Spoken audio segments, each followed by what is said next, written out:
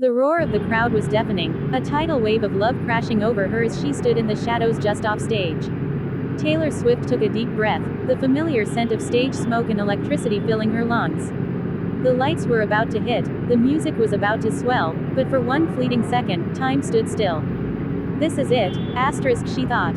This is the moment where everything disappears except for the music and them. Asterisk. Her fingers flexed around the neck of her guitar, the weight of it comforting, like an old friend. She could feel the pulse of the stadium beneath her feet, the energy of thousands of hearts beating in sync with hers.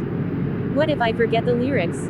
A tiny, irrational fear flickered through her mind, one that always did, no matter how many times she performed. But then she smiled to herself. No, I've lived these songs. They're my story.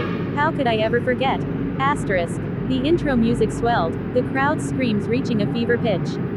The stage lights exploded around her, and suddenly, she was no longer Taylor the person, she was Taylor the performer, the storyteller, the lightning rod for every emotion in the room. As she stepped into the light, the fear melted away.